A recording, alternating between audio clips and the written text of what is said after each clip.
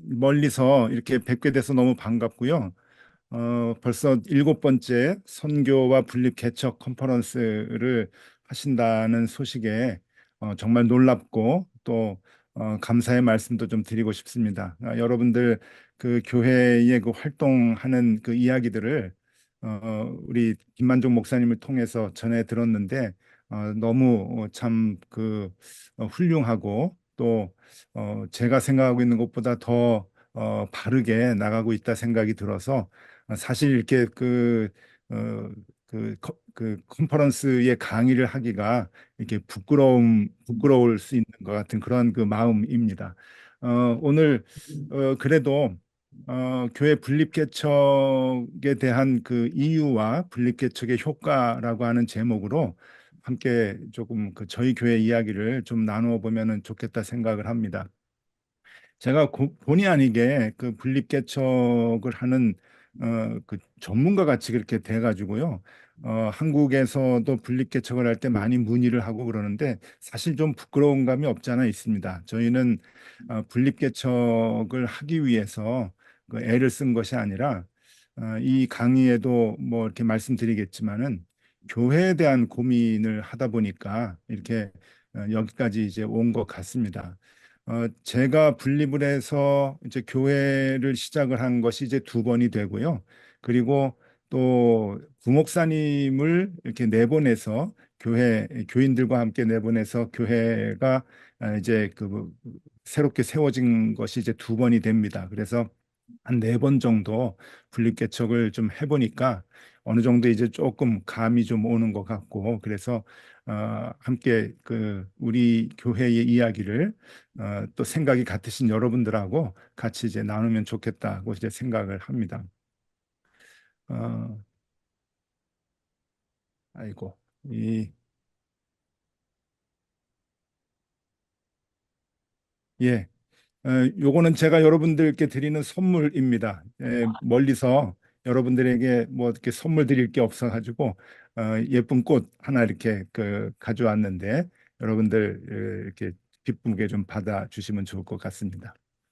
어, 높은 뜻 그 숭의교회 때부터 좀 올라가서 말씀을 좀 드려야 이야기가 좀 시작이 될 것 같습니다. 높은 뜻 숭의교회가 2001년도에 남산 숭의여자대학교 강당에서 이제 시작을 했었는데요. 그 숭의여자대학 그 강당에서 이제 예배 김동호 목사님이 이제 교회를 개척하시고 저도 개척할 때부터 함께 옆에서 이제 돕고 그랬는데요.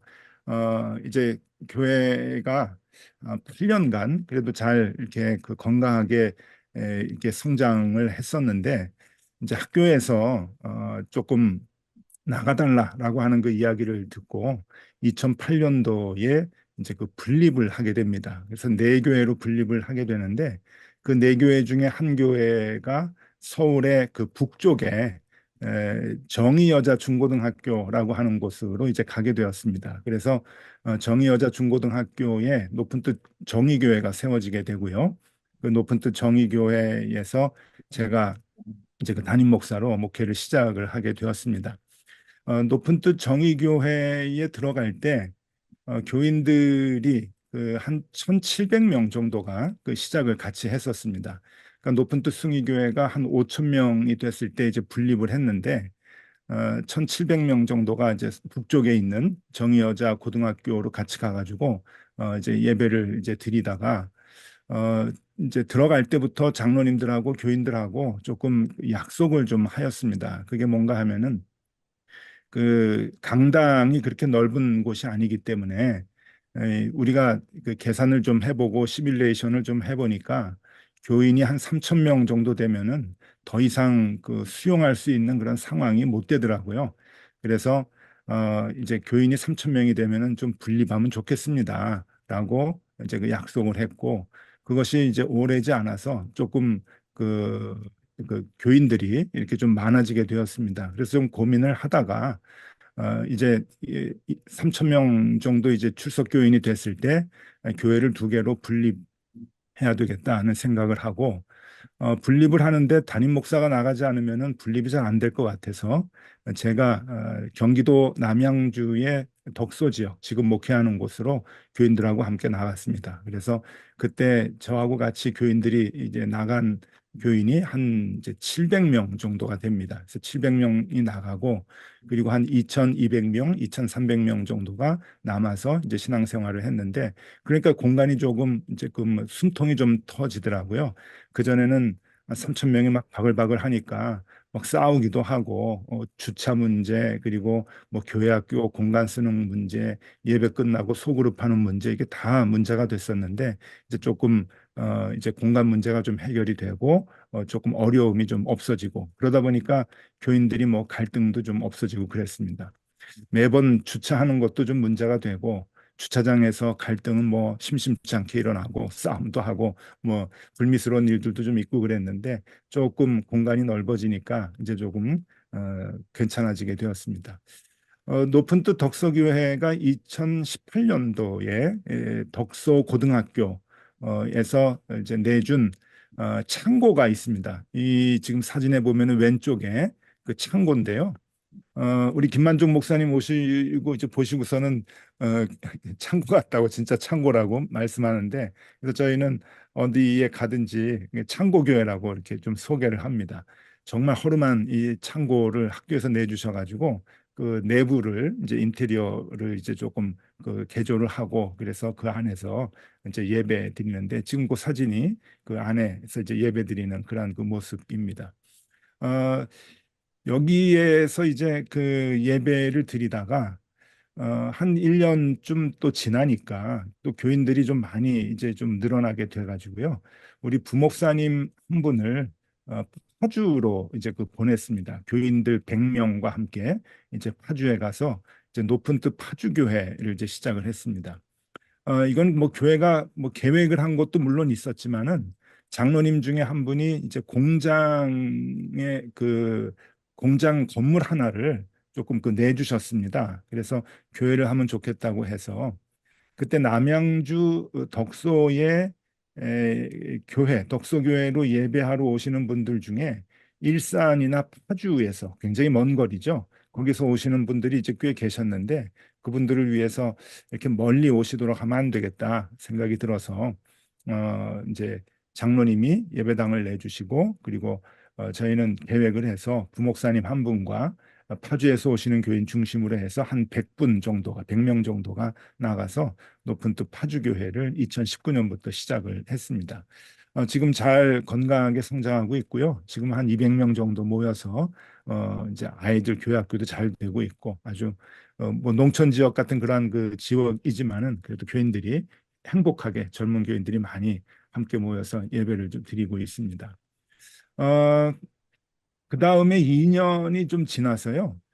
높은 뜻 세움교회라고 하는 곳을 또 하나 분립개척을 했습니다. 여기는 퇴계원에 있는데요. 여기 역시 뭐 경기도 남양주에 있는 그 퇴계원에 퇴계원역 그 옆에 상가를 임대를 해서 역시 부목사님 한 분과 그리고 교인들 한 100여 분 정도 또 분립을 해서 함께 나가서 이제 그 교회를 시작을 했고요.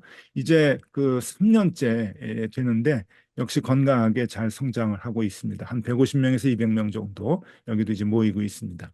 이 높은 뜻 세움교회는 그 팬데믹 기간 동안에 세워졌습니다. 그래서 시작을 할 때는 교인들이 예배당에 모이지 못했던 모이면 안 되는 그때에 이제 시작을 하게 되었는데 굉장히 어렵게 시작을 했지만은 그래도 같이 그 분립해 나간 교인들이 정말 헌신적으로 돕고 또 참여하고 해가지고 어려운 가운데서도 교회가 잘 이렇게 성장이 됐습니다. 그래서 참 그 생각해 보면은 교인들이 참 대단하다. 하나님 함께 해주셨다 하는 그 마음입니다. 그래서 이렇게 그 이제 분립을 이제 잘 해서 어, 그 파주에 하나 또 퇴계원에 하나 이렇게 높은 뜻 교회들이 또 우리 교회를 통해서 세워지게 되었습니다.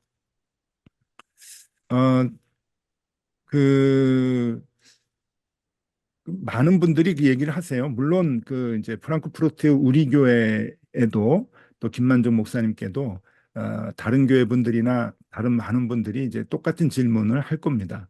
아니 왜 교회가 이렇게 분립을 합니까? 그냥 교인들 더 많으면 좋지 않느냐, 뭐 그렇게 이제 얘기들을 하는데, 우리 김만종 목사님과 말씀을 들어보니까 이제 그 프랑크푸르트 우리 교회 같은 경우에는 그 이제 교인들이 많아지고 또 그 지역에 또 많은 그 교인들 때문에 좀 피해를 주는 일도 있고 이제 그래서 더 이제 커지는 것보다는 이제 분립개척을 하는 게 더 선교적이다. 그렇게 이제 말씀을 이제 제가 들었는데 그게 이제 맞다고 생각을 하거든요. 그런데 그러한 생각들이 이제 어디에서 나오는가 하면은 목회자와 교인들이 교회를 어떻게 생각하느냐라고 하는 그 교회론에서 나온다고 생각을 합니다.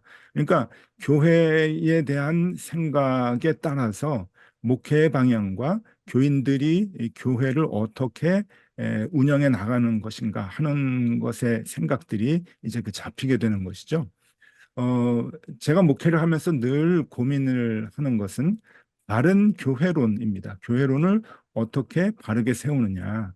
이 교회론을 어떻게 바르게 세우느냐 하는 것은 목회자도 교회에 대한 생각을 바르게 해야 되지만 어떻게 이 바른 교회에 대한 생각을 교인들하고 같이 공유하느냐라고 하는 것도 무척 중요하다고 생각을 합니다. 그래서 바른 교회론을 세우는 일에 있어서 몇 가지 중요한 질문들이 있는데 이것을 같이 이제 교인들하고 공유를 하게 됩니다. 어, 첫 번째는 세상을 향한 교회의 영향력을 무엇에 두고 있는가라고 하는 겁니다. 이 교회가 세상에 영향력이 있어야 되는 거죠. 그리고 하나님께서 영향력을 주셨습니다. 우리에게 영향력을 끼칠 수 있는 힘을 주셨는데 그것을 무엇이라고 생각을 하느냐에 따라서 교회론이 달라지는 것이죠. 세상을 향한 교회의 영향력. 어, 지금 그 한국 교회가 좀 많이 그 좀 안타까운 가운데 있습니다. 여러분들도 해외에서 교회를 바르게 세우기 위해서 발버둥 치고 계시는 줄로 아는데 여러분들이 멀리서 객관적으로 한국 교회를 보면은 한국 교회에서 나오는 그 소식들이 그렇게 유쾌하지만은 않을 겁니다. 많은 그 부끄러운 소식들, 안타까운 소식들이 있는데 그 중에 제일 큰 문제 중에 하나는 한국 교회가 사회에 대한 영향력을 너무 그 세상의 힘을 가지고 하려고 한다고 하는 겁니다. 교회의 막강한 그 사람 수에 대한 파워 그리고 금전적인 그 재정의 파워 이런 거를 가지고 영향력을 끼치려고 하고 또 부끄럽지만 선거철만 되면은 어떻게 하든지 이제 국회에 들어가려고 하고 또 교회가 힘을 모아가지고 후보를 지지하고 하는 그러한 문제들이 이제 있으면서 여러분 한국 교회에 대한 그 사회적 그 인지도가 굉장히 이제 낮아지고 있죠.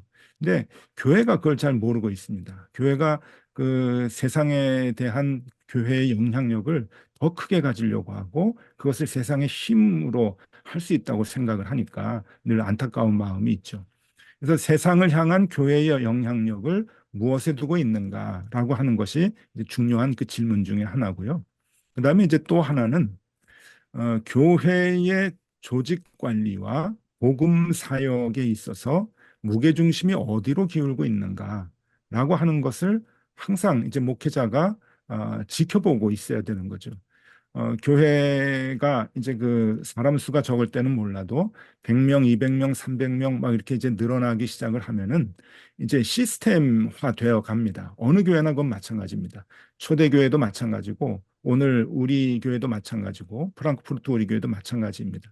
사도행전에도 보면은 6장에 이제 그 갈등이 나오게 되죠. 그 구제하는 문제로 갈등이 시작이 되고 그 갈등을 해결하기 위해서 조직이 이제 그 시작이 됩니다. 일곱 집사를 세우는 그 이제 원인이 이제 교회가 커지면서 시스템화 되는 것을 얘기해 주는 거죠. 그러니까 이것은 시스템은 반드시 있어야 되는데 이 교회의 관리와 그리고 이 복음 사역이라고 하는 이 큰 그 이제 그 의무 교회의 사역에 있어서 그 무게 중심이 어디로 기울고 있는가?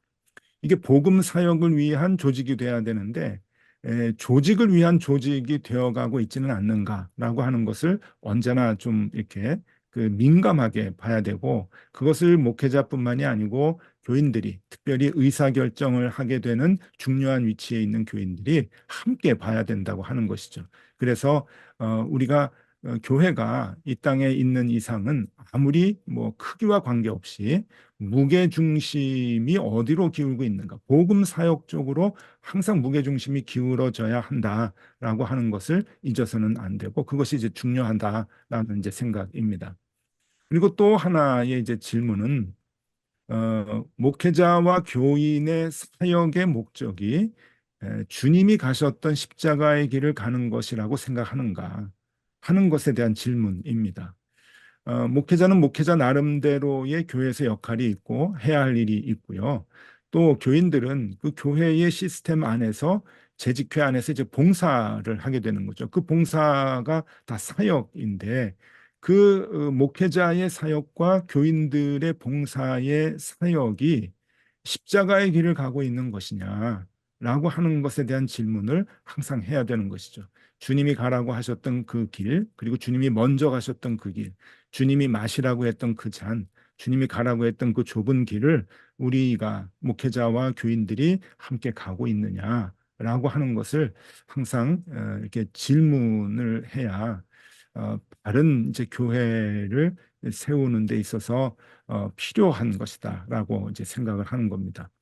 물론 이제 그 프랑크푸르트 우리 교회의 이야기를 들었을 때도 뭐 저보다도 훨씬 더 이 부분에 있어서 더 많이 고민을 하고 더 질문을 하는 그런 그 교회라고 이제 여겨지는데, 그 이 질문들이 우리가 신앙생활을 하는데, 그리고 교회를 중심으로 신앙생활을 하는데 끊임없이 이렇게 마음속에서 이렇게 질문을 하고, 이 질문이 없어지지 않으면 좋겠다는 그 생각입니다.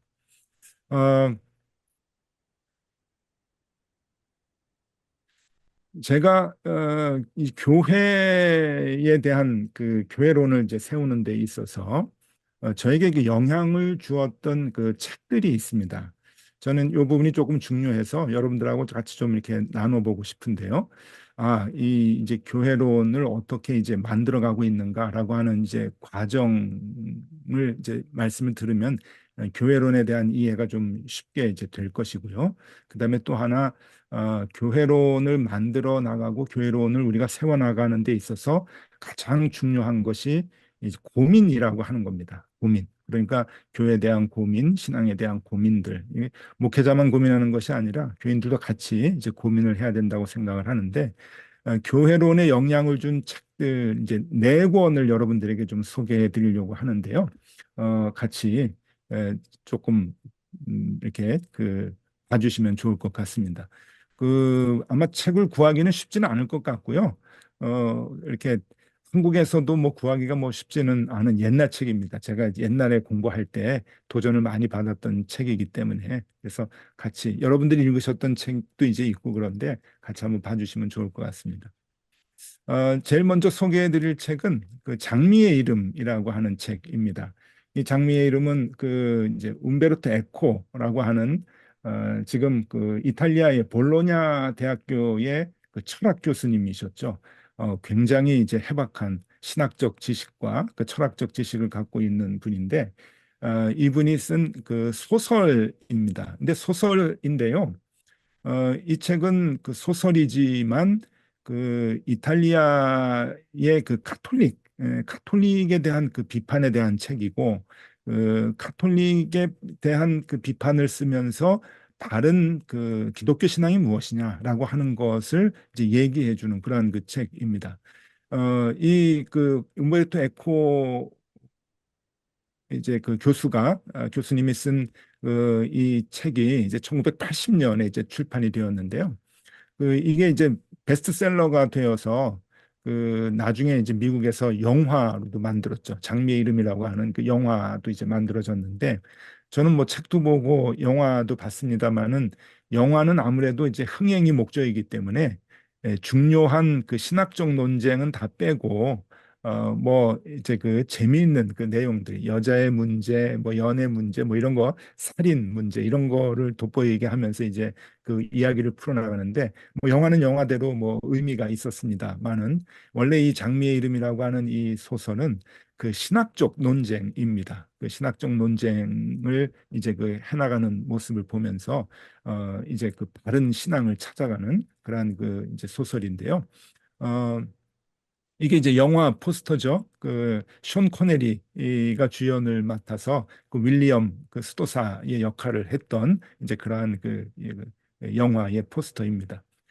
이 영화 그 이제 보면은 이 내용이 이제 중요한 그 부분이 뭔가 하면은 신학적 이제 논쟁인데 그 이탈리아 북부, 그러니까 14세기에 이탈리아 북부 산악지대에 있는 베네딕트 수도원이라고 하는 곳에서 이제 살인 사건이 일어나면서 벌어지는 이야기인데 원래 이제 그곳에서 무엇이 이제 그 무엇을 계획하고 있었는가 하면은 그 예수 그리스도에 대한 그 신학적인 논쟁이 이제 있기로 했었습니다. 그래서 이 윌리엄이라고 하는 그 숀 코네리 역을 맡았죠. 숀 코네리가 역을 맡았죠. 윌리엄이라고 하는 이 수사와 그다음에 교황청에서 파견된 베르나르도 귀라고 하는 이제 그 추기경 이게 화면에 이제 위쪽에 있는 그 분인데 이 추기경이 모여서 둘이 이제 그 이제 논쟁을 하는 겁니다. 그 논쟁을 하는 과정에 이제 그 모여야 되는 그런 그 상황 속에서 그 안에서 이제 살인 사건이 일어나게 돼가지고 이제 복합적인 얘기가 이제 전개가 되는데 에, 저는 그 살인 사건보다도 지금 이 장면이 좀 중요하다고 봅니다. 지금 이 그 가까이에 있는 사람은 이제 수도사입니다. 윌리엄이라고 하는 이제 수도사고, 그 다음에 맞은편에 있는 사람들은 교황청이 보낸 특사들이죠. 추기경, 베르나르도 귀라고 하는 추기경인데 옷부터가 이제 무척 이제 다르죠. 그래서 이 양쪽으로 나뉘어서 이제 예수 그리스도에 대한 논쟁을 이제 시작을 하게 되는데 이 부분이 이 장미의 소설, 장미의 이름이라고 하는 소설의 이제 백미입니다.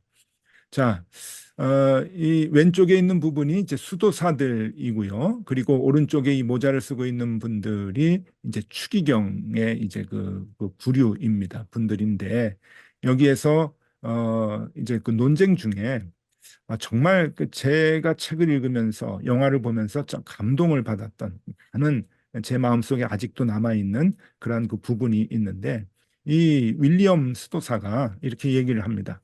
예수는 가난했다. 예수는 가난했다. 이 얘기를 몇 번 반복을 해요. 예수는 가난했다. 그러니까 이 그 로마 교황청에서 특사로 보내진 이 베르나르도 귀라고 하는 이 그 추기경이 뭐라고 대답을 하는가 하면은 그 가난한 예수를 전하기 위해 교회는 더 많은 돈과 힘을 가져야 한다. 어, 여러분이 굉장히 좀 충격적인 말이죠. 그 가난한 예수를 전하기 위해 교회는 더 많은 돈과 힘을 가져야 한다. 그런데 여러분, 어떻게 교회가 저런 생각을 할 수 있을까라고 하는 생각을 하실지 모르겠지만, 아직도 교회는 이것과 지금 싸움을 하고 있는 것 같습니다.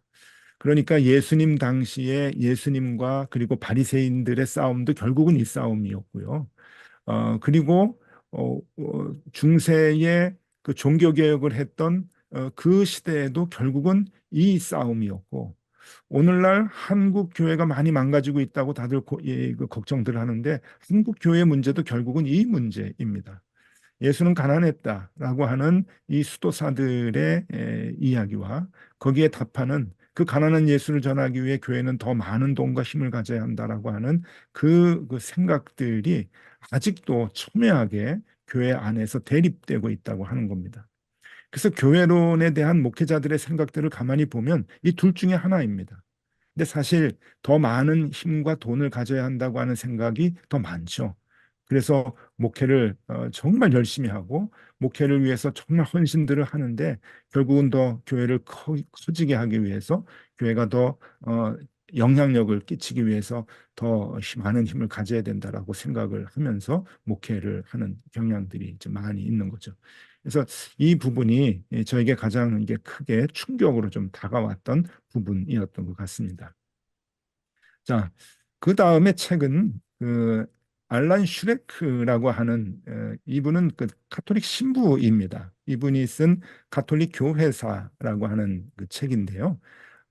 이 가톨릭 교회사라고 하는 책이 이제 2000년에 초판으로 이제 나왔는데 어, 그 알란 슈레크라고 하는 이 분은 미국 오하이오 주에 있는 그 프란체스카 대학교의 교수님이십니다. 이 프란체스카 대학이라고 하는 이름만 들어도 짐작이 가시겠지만 카톨릭 대학입니다. 이 카톨릭 대학에서 교회사를 가르치시는 교수님이신데 이게 이제 어떤 책인가 하면은요. 카톨릭 그 교황청에서 그러니까 이제 미국에 있는 그 이제 카톨릭에 들어오는 새신자들 그러니까 새롭게 신앙을 가지려고 하는 새신자들을 위해서 카톨릭 교회의 역사를 쉽게 저술을 좀 해달라고 하는 부탁을 받습니다. 이 알란 슈레크라고 하는 교수님이 이제 그 요청에 의해서 일반 평신도들을 위한 가톨릭 교회사, 그러니까 새로 신앙을 갖는 새신자들을 위한 이제 가톨릭 교회의 역사를 아주 쉽게 이제 쓰는데, 뭐 저는 이제 개신교 목사고요. 개신교 목사가 뭐 신부님이 쓴 책, 그것도 가톨릭 교회사를 이제 보고서 어떻게 이제 어, 이제 교회론을 바르게 세울 수 있는가, 그렇게 이제 의문을 가지실 수도 있겠지만은. 저는 카톨릭에 이런 분이 계시다고 하는 게 참 놀라웠습니다. 이 책을 보면서. 왜냐하면은 제가 적어도 생각했을 때 이분은 카톨릭에 대한 기존의 생각과는 좀 완전히 다른 새로운 시각을 좀 갖고 계신 분이었는데 그래서 그런지 카톨릭에서 더 귀하게 이제 귀한 분이다. 카톨릭 교회에 있어서 굉장히 귀한 분이고 아 이런 분이 있구나라고 하는 이제 생각을 했었어요. 그 이 책을 보면서 어떻게 이런 거를 평신도에게 얘기할 수 있을까라고 이제 생각을 이제 할 정도의 내용들인데 또 그러한 그 충격적인 내용을 썼음에도 불구하고 또 미국 카톨릭에서 이 책을 출판을 해서 평신도에게 가르쳤다고 하는 것도 또 어떤 놀라운 일이라고 이렇게 여겨지는데 어떤 내용인가 하면은요 이렇습니다. 이 앨런 슈라크라고 하는 이 분이 이제 교회의 역사를 쓰면서 카톨릭 교회가 이제 계속 망해가고 있다는 거예요. 2000년 교회 역사 속에서 카톨릭 교회는 계속 이제 망해가고 있었는데 이 망해가는 카톨릭 교회가 그래도 생명력을 갖고 다시 부흥할 수 있었던 그 꼭지점들이 있었다는 거예요. 그 역사적으로 그 순간순간이 있었는데 그것이 이제 결국은 하나님의 은혜다라고 이제 얘기를 하면서 그 교회가 다시 부흥할 수 있었던 이유가 무엇이냐? 그것이 언제냐라고 하는 것을 이제 세 번 얘기를 합니다. 교회 역사 가운데 그러한 그 전환점이 세 번이 있었고 가톨릭 교회는 생명을 얻을 수 있게 되었다라고 이제 얘기를 하는데 첫 번째로 종교 개혁이라고 얘기합니다.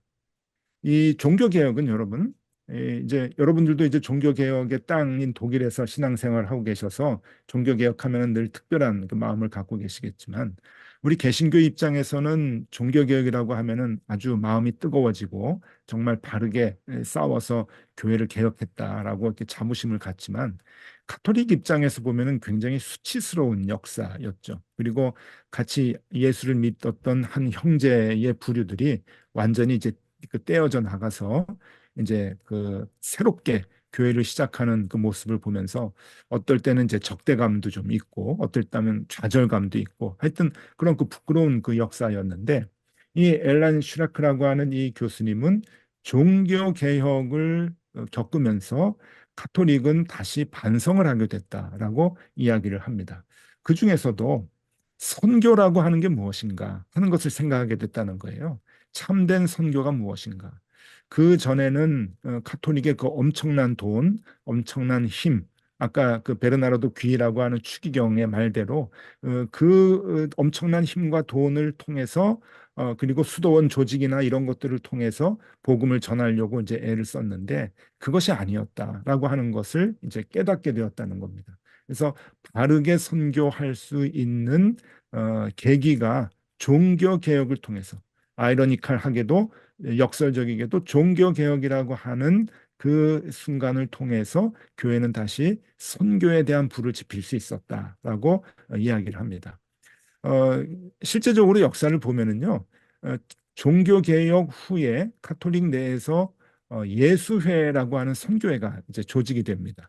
여러분 잘 알듯이 이 예수회를 이제 만든 사람이 프란시스 자비에르라고 하는 그 분인데, 이 프란시스 자비에르는 일본과 인도의 선교의 아버지라고 이제 얘기하죠. 저도 이제 일본에서 목회를 10년 동안 했는데, 선교사 신분으로 10년을 했는데, 일본 사람들은 프란시스 자비에르가 복음을 전해준 은인이라고 생각을 합니다. 그래서 일본에서는 프란시스 자비에르가 굉장히 이제 유명한 선교사인데, 이 스페인 출신의 프란시스 자비에르가 바로 예수회를 만들고 예수회의 수장이었습니다. 그 선교회. 그런데 그 수장이 자기가 직접 그 순교하는 마음으로 인도에 가고 일본에까지 이제 와서 선교를 하는 그러한 이제 그 선교 사역을 했던 거죠. 배를 타고 가서 힘으로 또 이렇게 돈으로 그렇게 선교하는 것이 아니라 순교하는 마음으로 정말 순교를 많이 했죠. 그래서 그 마음으로 이제 그 선교를 하게 된 이제 예수회인데, 이 예수회에 속해 있는 선교사 한 분이 또 유명한 분이 마테오 리치입니다. 그 중국의 복음을 전해서 중국을 변화시켰던 그 마테오 리치도 예수의 소속이죠. 그러니까 이 프란시스 자비에르나 마테오 리치 같은 이러한 그 아주 훌륭한 선교사들이 카톨릭에서 나오게 될 수 있었던 이유는 종교개혁 때문이었다라고 얘기를 합니다. 종교개혁이 예수회라고 하는 그런 그 선교단체를 만들고 거기에서 전혀 이전에는 하지 않았던 정말 그 초대교회가 세워졌을 때 그 당시 바울이 했던 그 선교의 정신을 가지고 그 순교의 마음으로 선교를 하는 것이 다시 시작이 되었다라고 이야기를 합니다. 두 번째는 1870년에 이탈리아 군부가 교황의 명령권을 탈취를 합니다. 이 교황권이 이제 그 전 유럽에서 굉장히 그 힘이 셌죠.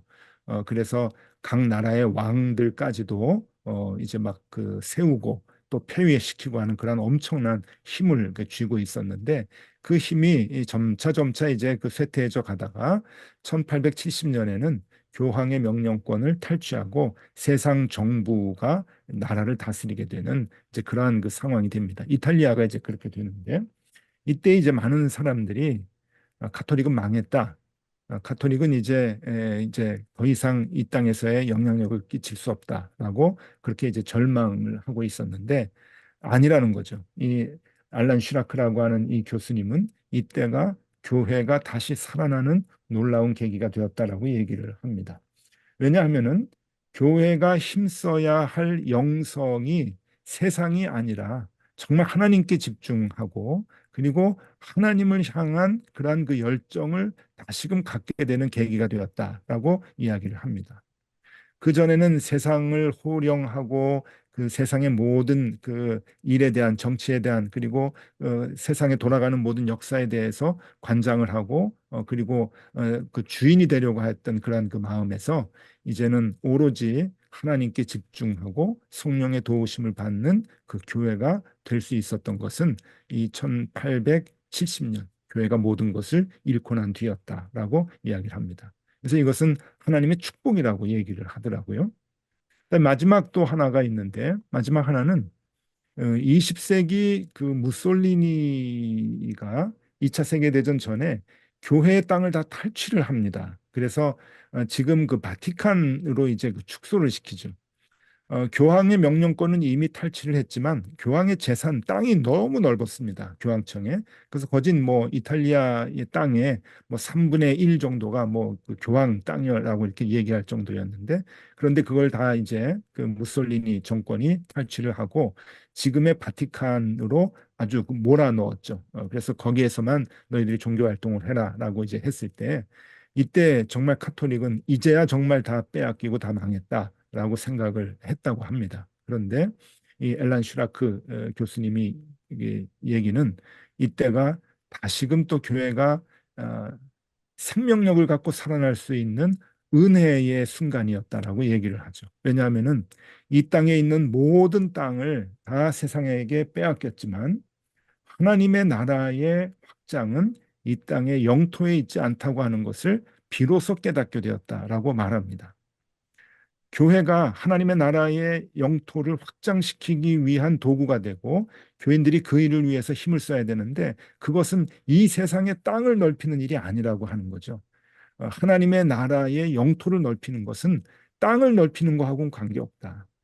우리는 그동안 땅을 넓히면서 영토를 넓히려고 애를 썼지만 다시금 영토를 넓히는 것은 이 땅이 아니고 우리가 하나님의 나라의 확장을 진정 다시 생각할 수 있게 되는 그러한 그 아주 놀라운 계기가 이 땅을 잃으면서 다시금 일어나게 됐다라고 이야기를 합니다. 그래서 이 가톨릭 교회사가 굉장히 이제 중요한 부분들을 이제 얘기해 주고 있죠.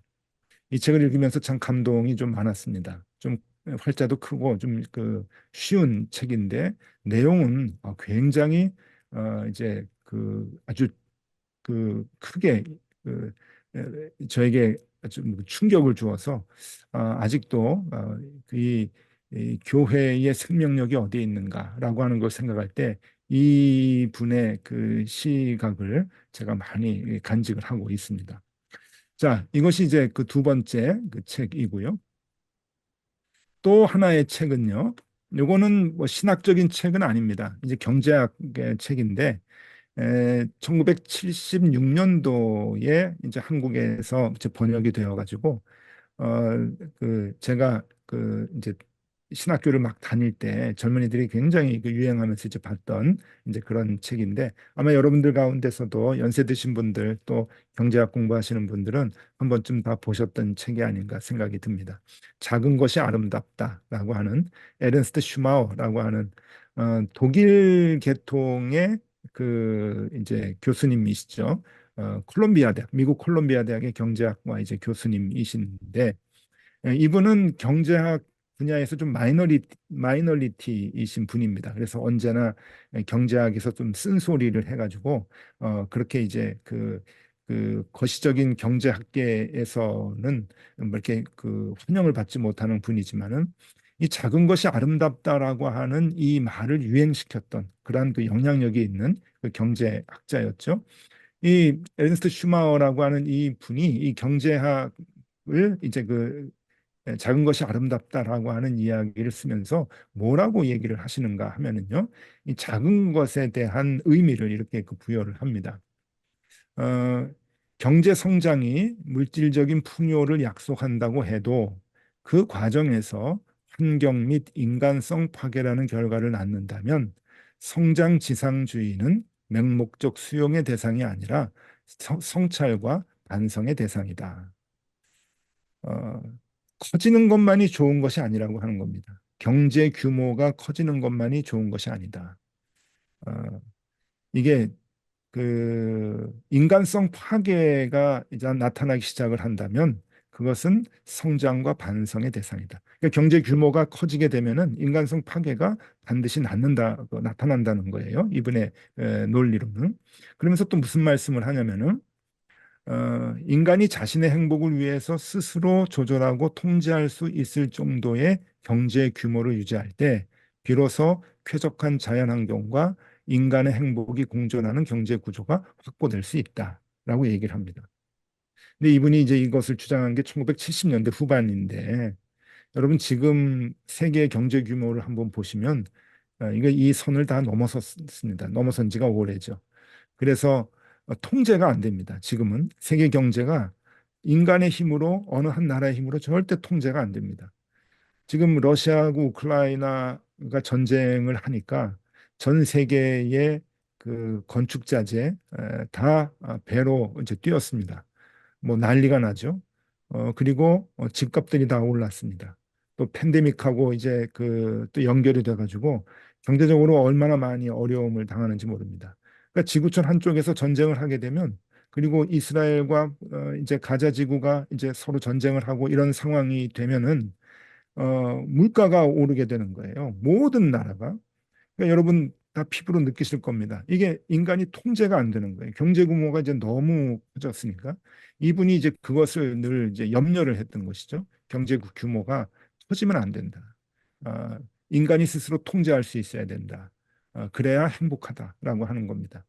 저는 이제 이 책을 보면서 제가 경제학도도 아니지만은 이제 신학생 때 이 책을 봤으니까 항상 이제 교회와 연결이 되는 거예요. 아, 교회라고 하는 것이 이제 커지게 되면은 통제가 안 되는구나. 조절이 안 되는구나. 그리고 그 안에서 한 개인 개인의 행복이 공존할 수가 없구나라고 하는 것을 이제 그 느끼게 되었습니다. 제가 신학생 때도 뭐 대형 교회들, 뭐 메가 처치들이 한국에도 있었는데 이제 시스템으로 이제 돌아가게 되죠. 이제 그런 교회에서 이제 그 한 개인 개인 교인과의 이제 만남과 그리고 행복한 그 신앙 생활이 유지가 될 수 있을까라고 하는 고민을 이제 많이 했던 것 같습니다. 이게 이제 세 번째 책이었고요. 네 번째 책은 어, 미국의 그 트리니티 신학교의 교수님으로 계시는 그 D.A. 카슨이라고 하는 분입니다. 이 도널드 아더 카슨이라고 하는 분이 쓴 책인데 교회의 문화, 그 위태로운 관계, 교회와 문화, 그 위태로운 관계라고 하는 그러한 그 책 제목으로 이제 그 번역이 됐는데 이 책에서 이 D.A. 카슨 이 교수님이 목사님이 이제 이러한 그 이야기를 합니다. 세속화에 대한 이야기를 하는데 이 문장에서 많은 것을 이제 그 이렇게 가르쳐 주셨어요. 세속화라고 하는 것은 우리의 신앙을 포기하도록 하는 어떤 사회적 자극을 의미하는 것이 아니라 신앙이 내 삶의 우선순위에서 밀려나는 과정을 말한다. 뭐 여기까지는 우리가 다 이해하는 거죠. 우선순위에서 밀려나고 하나님이 밀려나면 그게 이제 세속화다라고 생각을 하는데 그 다음 문장이 중요합니다. 그런데 그 세속화의 가장 두드러진 이유는 신앙을 희생이 아닌 안정감으로 이해하는 것이다. 제가 그동안 생각했던 교회에 대한 생각을 완전히 바꿔놓는 문장이었습니다.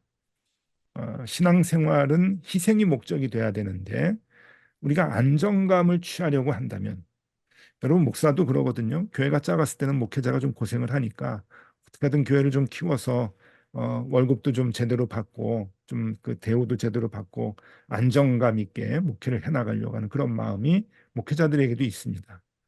교인들도 작은 교회에서 신앙생활하는 것보다 교회가 조금 더 커지면 어깨에 힘도 좀 들어가고 남들에게 얘기할 때 좀 자랑도 좀 할 수 있게 되고 또 그렇게 이제 교회에 대한 크기가 주는 안정감이 우리에게 있죠. 그런데 그러한 그 안정감이 세속화의 길이라고 하는 거예요. 그래서 이 그 신앙생활의 목적이 무엇이냐? 그것은 안정감이 아니라 희생이라고 하는 겁니다. 여러분들 조금 죄송한 말씀이지만 여러분들이 하나님께 이제 기도를 할 때 여러분들의 기도의 제목이 희생을 위한 것이냐 안정감을 얻기 위한 것이냐 하는 것을 여러분들이 한번 질문할 수 있어야 됩니다. 여러분들이 기도하는 기도의 제목에 대부분이 안정감을 위한 기도라고 한다면 하나님 나에게 이런 걸 주십시오. 하나님 우리 아이가 이렇게 돼야 됩니다. 하나님 내가 이러한 것을 지금 해결해야 됩니다. 하는 이 어려움을 극복해서 안정감을 찾으려고 하는 것이 나의 기도의 제목이라고 한다면 이분은 그것이 세속화로 가는 길이다고 얘기를 합니다. 그래서 교회든 개인 신앙이든 우리의 신앙의 목적은 하나님 주님께서 가신 그 십자가의 길 희생이 돼야 되는 건데 그것을 우리가 따르도록 제자가 되는 건데 그것이 아니라 안정감으로 신앙을 이해하는 것이 바로 세속화다라고 하는 이야기를 해주고 계시죠. 어, 이러한 그 이제 그 고민들이 책을 통해서 이제 답을 주게 되고요. 그래서 이러한 그 생각들이 교회에 대한 생각을 이제 다르게 해 주었던 것 같습니다. 적어도 제가 이제 교회에 대한 그 생각들을 이런 그 책들을 통해서 제가 교회를 다시 보게 되고 목회를 하면서 늘 이렇게 그 다시 저를 이제 되돌아보게 하도록 그렇게 이제 만들어 주었던 것 같습니다.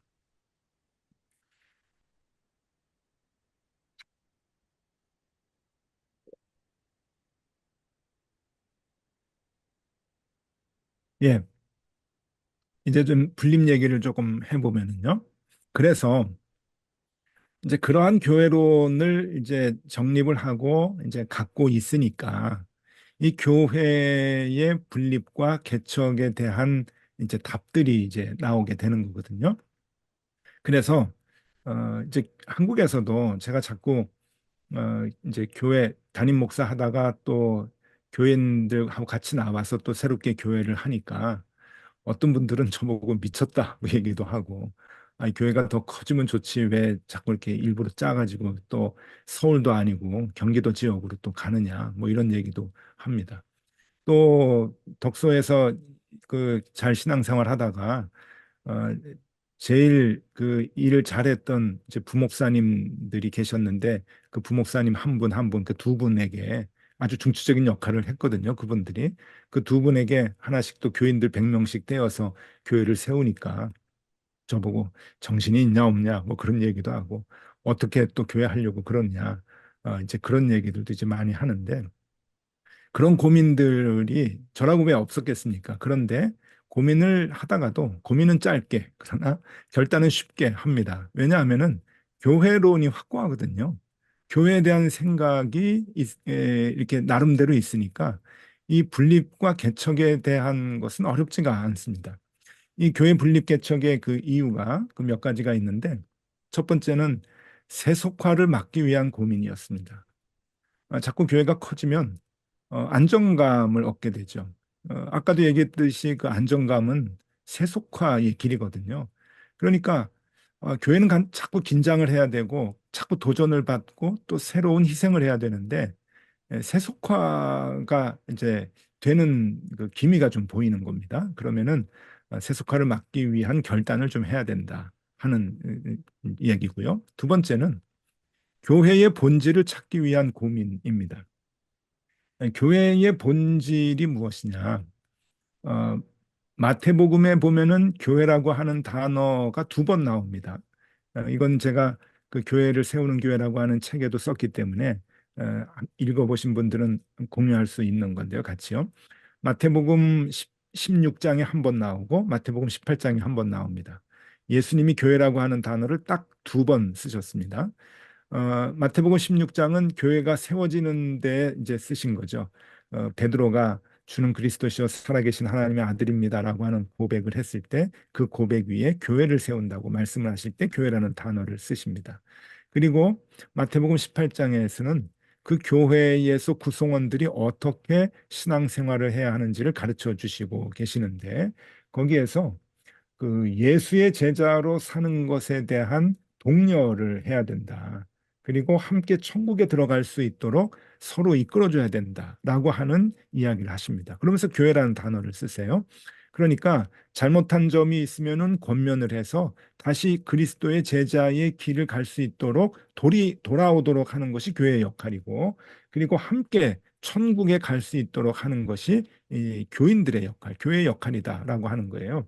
그래서 저는 그게 이제 교회의 본질이라고 하는 그런 믿음이 있죠. 그래서 그 교회의 본질을 우리가 잘 감당하기 위해서 개인과의 관계가 굉장히 중요하잖아요. 그러니까 이 교회의 본질을 찾기 위해서는 교회가 너무 커지면은 이게 방해 요소가 되고 이게 교회의 본질을 찾기에 좀 어려운 요인이 되는 것이죠. 그래서 교회 본질을 찾기 위한 고민을 이제 하다가 분립과 개척을 이제 할 수 있게 되는 그러한 그 결과를 얻게 되는 것이죠. 세 번째는 어, 관리냐 관계냐라고 하는 겁니다. 교회가 자꾸 이제 시스템이 되면서 교인들을 관리하느냐, 재직회 또 뭐 이제 우리 교회에서 이제 목장이라고 얘기하는데 순이라고도 하고 구역이라고도 하고 목장이라고도 하고 많이 그러는데 그 소그룹을 통해서 관리를 할 것이냐 아니면 관계로의 전환이 될 것이냐. 많은 분들이 그러세요. 이제 교회가 커지면은 그 안에서도 소그룹이 있어서 관계가 다 형성이 된다라고 얘기를 하는데 저도 뭐 여러 교회 이제 그 경험을 했거든요.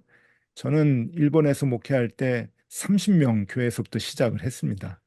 30명 교회에서 목회 이제 시작해 봤고요. 또 제가 이제 부목사로 있었을 때는요. 5천 명 교회 부목사로 있었습니다. 그리고 높은 뜻 이제 승리교회도 5천 명까지 이제 목회를 했었고 그런데 뭐 500명도 해보고 1,000명도 해보고 2,000명도 해보고 5,000명도 해보고 30명도 해보고 이제 다 이제 경험이 좀 있는데요. 이제 10,000명만 못 해봤습니다. 10,000명. 제가 어디서 이런 얘기를 하니까 어떤 목사님이 그래요. 10,000명 목회도 안 하고서는 그런 소리 하지 말라고 이제 그러는데 그냥 웃어 넘기긴 했지만은 어, 여러분 제 양심적으로 봤을 때 교회가 수적으로 양적으로 커지게 되면은 아무래도 어, 관리 쪽으로 무게중심이 가게 됩니다. 더 많은 에너지가 이제 있게 되죠. 아니, 그래도 관계를 할 수 있다라고 얘기를 합니다. 예, 할 수 있어요. 이 담임 목사는 관계 지향적으로 갈 수가 있다고 하더라도 그러면은 누군가는 관리를 또 해야 됩니다. 부목사님이나 전도사님이나 누군가는 또 관계의 목회를 못하고 관리의 목회를 또 해야 되거든요. 이게 그 크기의 딜레마인 것 같아요. 그래서 이게 커지는 것보다 이 관계로의 그 전환이 중요하겠다라고 하는 생각, 그 교회론을 갖고 있으면 이 교회의 분립과 개척을 이제 하게 될 수 있는 거죠. 그래서 이것이 이제 교회 분립 개척의 이유였던 것이고요. 그 다음에 교회 분립 개척을 이제 하고 난 뒤에 효과는 어떤 것이냐 하는 겁니다. 교회의 분립 개척의 효과. 아마 이건 저보다도 여러분들도 피부로 많이 느끼시고 또 이 효과에 대한 그 많은 이제 경험들을 이제 그 체험을 하고 계실 텐데요. 이건 아마 같이 이제 느끼는 것이 아닌가 생각이 듭니다. 저는 두 가지의 효과가 좀 있는 걸 피부로 느끼는데요. 첫 번째는 교회의 성장과 성숙이 이제 우리에게 있게 되고 그것이 이제 새로운 문화가 되어가고 있다는 것을 느낍니다. 교회 분립 개척, 우리에게는 교회 내적으로는 교회 성장이 이루어지고 있고요. 또 성숙한 그런 그 모습들이 점점 더 나날이 늘어갑니다. 그래서 참 기쁘고요. 또 이것이 교회 외적으로는 이제 문화로 이제 자리 잡게 되는 거예요. 지금 한국의 교회는 두 가지 문화가 지금 열심히 이제 나타나는데 하나는 이 교회 분립이 꽤 많이 일어납니다. 생각보다 꽤 많이 이제 저희만 교회 분립을 한 게 아니라 높은 뜻 교회만 분립을 한 게 아니라 또 많은 교회들이 이전에 이제 했었고요.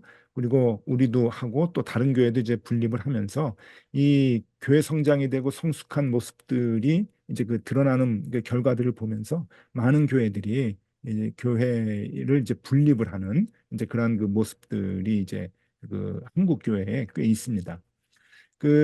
얼마 전에 그 김기성 목사님 목회하셨던 청파교회에서도 이제 김기성 목사님 은퇴하시면서 이제 교회를 이제 분립을 하셨더라고요. 그리고 분립하시기 전에 감리교니까 이제 운영위원들이 계시는데 운영위원들 한 10분 정도를 저희 교회로 보내셨어요. 그래서 분립 개척을 하는데 이제 어떤 노하우가 좀 있는지 그 얘기를 이제 좀 듣고 싶어서 이제 오셨는데 이제 여러 교회들이 이제 분립 개척에 대한 그 긍정적인 그 마음을 가지고 이제 분립 개척을 이제 많이 이제 하십니다. 생각보다 한국은 좀 많습니다. 그런데 이제 또 하나의 문화는 여러분 잘 알고 계시듯이 담임 목사 세습이죠. 이것도 이제 문화로 자리가 잡혀가지고 담임 목사 이제 아버지가 아들에게 담임 목사 세습을 해주는 것도 심심치 않게 이제 일어납니다.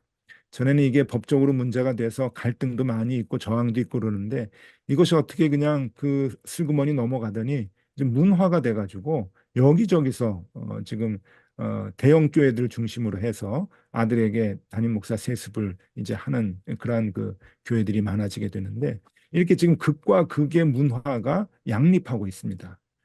여러분 한국 교회를 위해서 조금 기도해 주시면 좋겠습니다. 이게 한국 교회가 지금 이렇게 그 분립 개척을 하고자 하는 그래서 건강한 교회를 만들고자 하는 문화가 막 일어나는 반면에 또 하나는 더 교인들을 모으고 그리고 더 이렇게 그 집중력 있게 목회하려고 하는 담임 목사 세습 같은 것들이 또 한 곳에서 이제 그 운동으로 막 이렇게 문화로 자리 잡고 있으니까 이게 참 아까 장미의 이름이라고 하는 그 소설 내용이 다시 한번 좀 생각이 나는 거죠. 자, 이렇게 교회의 분립 개척의 효과는 내적으로는 교회 성장과 성숙이 있고 외적으로는 새로운 문화를 지금 이제 일으키고 있다라고 하는 거고요.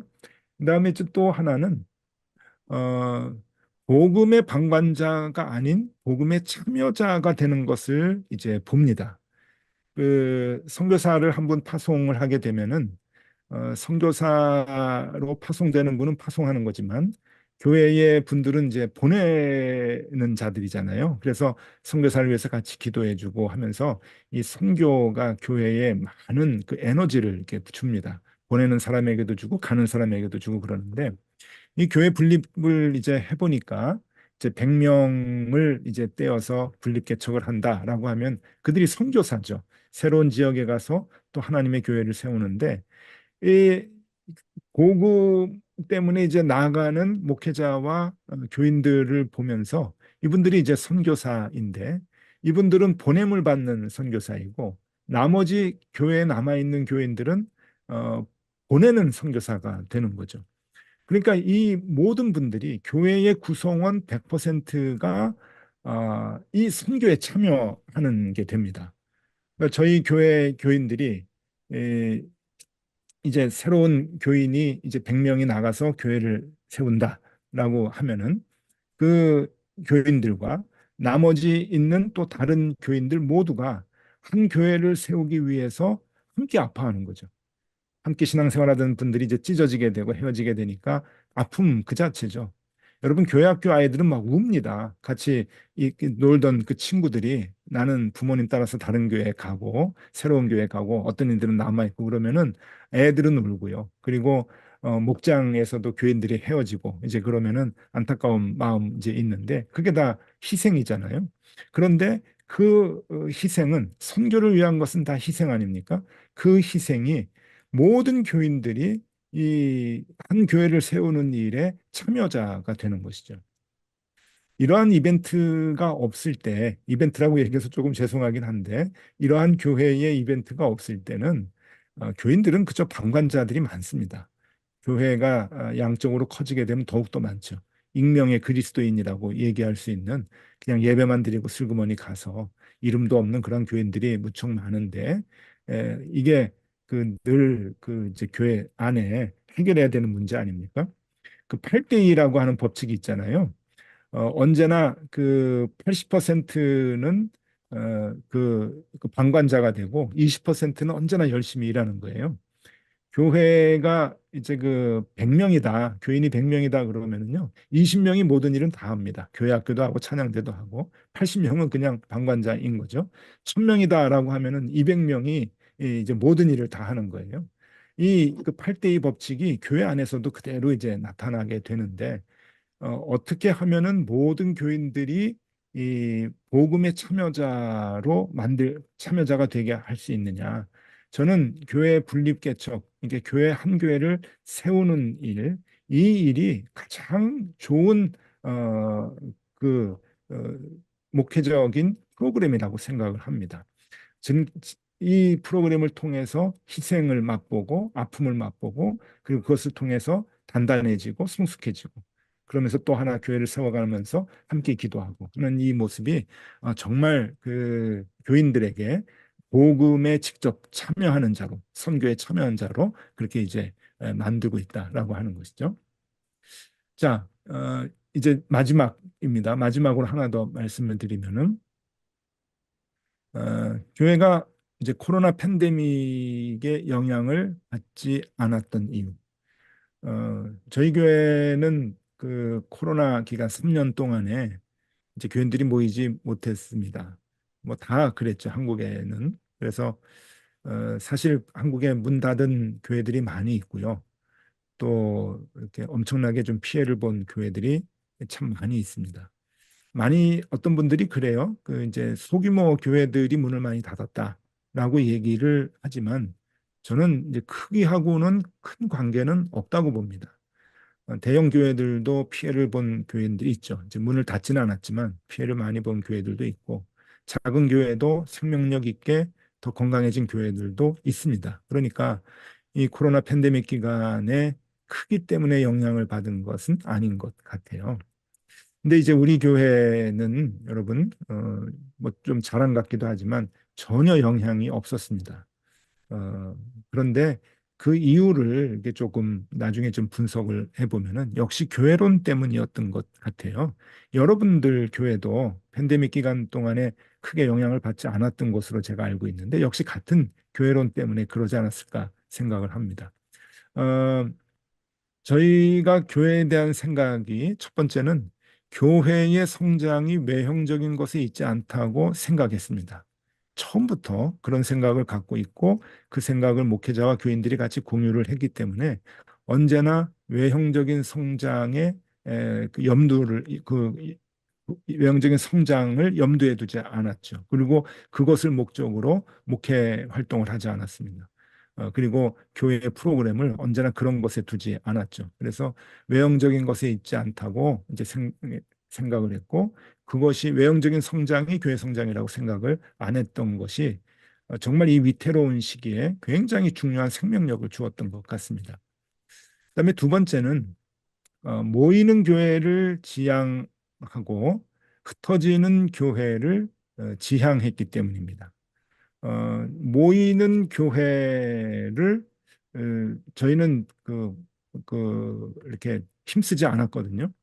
조금 부끄러운 일이기도 뭐 하지만은 그래도 저희는 이제 그 대부분 그 학교를 쓰고 있기 때문에 주중에 모임이 그렇게 쉽지 않았습니다. 그런데 학교를 썼기 때문에 주중에 모임이 쉽지 않은 것이 아니라 다른 분들은 다 그렇게 생각해요. 순서를 학교를 썼기 때문에 환경 때문에 주중 모임을 하지 않았다라고 얘기를 하지만 아닙니다. 반대입니다. 저희가 모이는 교회에 대한 그 생각을 하지 않았기 때문에 학교를 빌려서 들어갈 수 있었던 거죠. 그것이 차이입니다. 저희는 주중의 모임에 힘을 쓰지 않고 언제나 흩어져서 사회 속에서 그리스도인의 향기를 발하라고 하는 모토를 갖고 시작을 한 교회이기 때문에 학교에 가가지고 이제 강당을 빌려서 예배를 드릴 수가 있었습니다. 학교 들어가면 주중 모임 없는 거 뻔히 알고 있거든요. 그러나 그럼에도 불구하고 학교에 들어갈 수 있어서 주일날만 예배드려도 괜찮다라고 생각을 했던 것이 이 교회론 때문에 이제 그랬던 겁니다. 그래서 이러한 그 생각들이 이 팬데믹이라고 하는 이 3년 동안 모이지 못하는 이런 어려움 속에서도 별로 저희들은 어렵지 않았습니다. 이제 교인들에게 얘기하면은 아 여기 힘들지 않으세요? 그러면은 우리가 언제 뭐 교회 모였었나요? 뭐 이제 그렇게 농담도 하고 뭐 온라인으로 예배 드리는 것과 일주일에 한 번씩 교회 가서 전에 예배 드리는 것과 늘 똑같아요. 우리 신앙생활 변함없습니다. 이제 그렇게 얘기를 해주시는데 그것이 격려가 되기도 하지만 또 얼마나 큰 힘이 되는지 모릅니다. 이제 이 코로나 팬데믹 기간에 전혀 영향을 받지 않았던 이유였다라고 하는 것이고요. 그다음에 또 하나 마지막이 그리스도인의 역할은 교회 안에서 이루어지는 것이 아니라 교회 밖 사회에서 드러나야 함을 쭉 강조해 왔습니다. 그것을 위해서 교인들을 훈련시키고 세상 속에 그리스도인으로 살아갈 수 있도록 그렇게 이제 같이 고민을 하고 신앙생활을 했거든요. 그러니까 이 그러한 그 교회론을 가지고 함께 고민을 해 보니까 이렇게 모이지 못하게 되는 환경 때문에 모이지 못하게 되는 이 코로나 팬데믹이라고 하는 엄청난 상황 속에서도 전혀 흔들림이 없이 그렇게 신앙생활을 하다가 다시 이제 팬데믹 이제 끝나고 모일 수 있게 됐을 때 한 사람의 이탈도 없이 100%다 모여서 신앙생활을 하고 있습니다. 그래서 결국은 교회 분립이나 또 분립 개척을 할 수 있었던 것, 또 이렇게 팬데믹 같이 굉장한 그 외부적 환경이 있을 때도 다 극복할 수 있었던 것, 그런 것들은 우리가 교회를 어떻게 생각하느냐, 교회 생명력이 어디에 있다고 생각하느냐라고 하는 그 고민에서부터 시작이 된다고 생각을 합니다. 그래서 어, 이미 이제 그 여러분들도 다 아시고 그러한 교회에 지금 세워나가고 계시는데 새로운 거를 말씀드리기보다는 여러분들이 알고 계시는 그 산발적인 것들을 이렇게 좀 정리를 제가 해드리는 것이라 이렇게 여겨집니다. 여러분 그 앞으로도 이 교회에 대한 고민들 끝까지 계속 잘 해나가실 수 있기를 바라고 바른 교회론을 갖고 여러분들이 이렇게 교회를 계속 또 분립하면서 세워나가실 수 있기를 바랍니다. 어, 예. 주님과 동행하는 교회를 꼭 만들어 나가실 수 있기를 바랍니다. 예. 여러분 감사합니다. 강의는 이것으로 마치겠습니다.